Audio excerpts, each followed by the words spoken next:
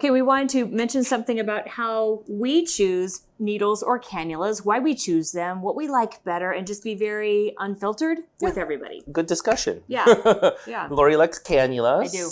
I like needles. But I think the needles that I choose act a little bit more like cannulas because I do use longer needles. I don't use the needles that come in the boxes. So definitely, I think when we're talking about it, first point is needles versus cannula as far as patient comfort, fear, and stuff like that. I think, of course, when you're first injecting and you don't have a good finesse with your needles, poke, poke, poke, right. Ouch, ouch, ouch is what you see. I think as you get better with your needles, I think my patients find that I don't even numb them and my needle pops in and I do little distraction techniques. And really my patients aren't that afraid of the needles. I think it is a mindset with regards to that. But cannulas, kind of similar in a sense. Anytime anything's going underneath the skin, there's a fear factor of that, right. Of pain in any which way. And I think the whole goal is how can you make it not hurt as much? Right. And what I find is I do get my needles from Air-Tite that I use for my toxins and my neuromodulators because the needles are so sharp. Yes. Some of the insulin syringes made by other companies, they're not sharp. I'm like, do they not feel sorry for diabetics? Because they're not sharp. But the sharper the needle, the more comfort for the patient. And I find that the needles that I do get from Air-Tite, mostly the TSKs and things like that, they are so nice and sharp.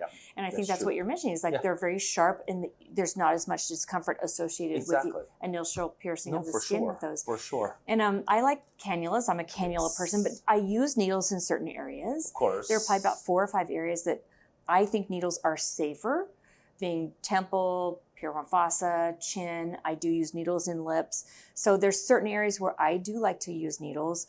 And I also use longer needles like you do. They're a little bit tougher to aspirate. So I do go in with deep primed or unprimed needles.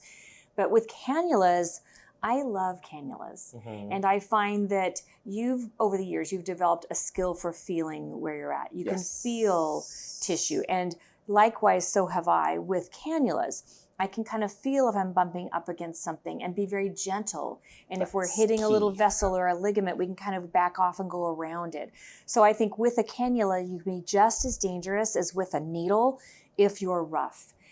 We just need to be respectful of tissue wherever we go and realize there's landmines everywhere. There's always there's a dumpster next to the swing every time. There's next to the playground. There's always a dumpster next to the playground.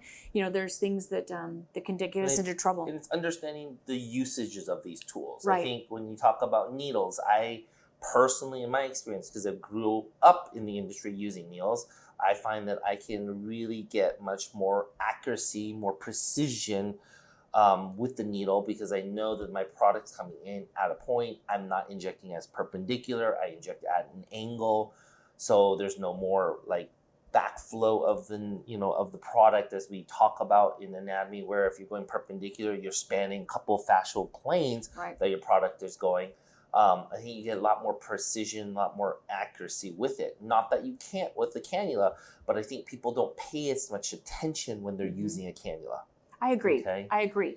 Because with a needle, you've got the product coming straight out that bevel. Exactly. With a cannula, you've got the product coming out the side. Now, when I use the TSK cannulas, the port is very close to the tip, so it can be more precise, but I think no matter what, they're not going to be as precise as a needle. I agree with you. They're not as precise, but it really, as you said, it really comes down to understanding and why I personally do love using the TSKs. One is I don't like flexible things. I like it to have a little bit of stiffness because I want to guide it to where I want. And you're going to bump into ligamentous tissues and you need to kind of pop through them. If it's too flexible, I find that you spend too much time trying to pop things through. And the fact that the actual opening, which is to me the key, is much, much, much closer to the tip.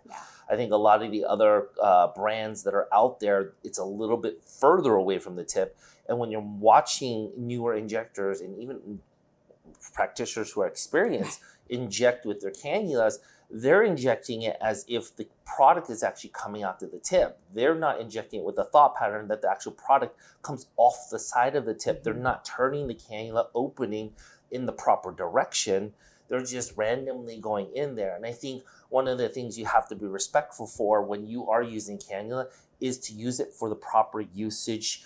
If I'm using it in a subcisional area, I'm using it to break up tissue. I really want to use it for the fact. And when you're doing that, a firmer cannula is going to get you a much better subcisional aspect. And we want to, like the DAO, that muscle, holds down with that ligamentous structure. And as we age, that fibrous tissue layer starts to adhere a lot more.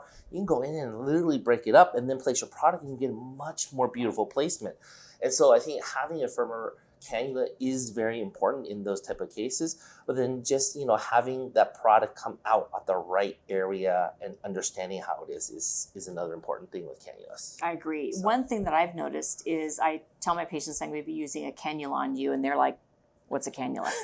People are very prepared for a needle. Yes. So I think sometimes they get more anxious when I'm going to use a cannula because they don't know what that is. Mm-hmm. After I've done it, they love it because it's so much less uncomfortable. As long as you know what plane you're in. Right. I think okay. you're watching Maybe I'm in the right plane. And you're in the right plane. But when people are starting to use it, they're in the wrong planes. They're diving deep. Yeah. They're coming up so superficial. And you have to warn your patient. It does hurt when you're trying to do that subcision. And I think if you don't understand what plane, you really can hurt a patient with a cannula as well.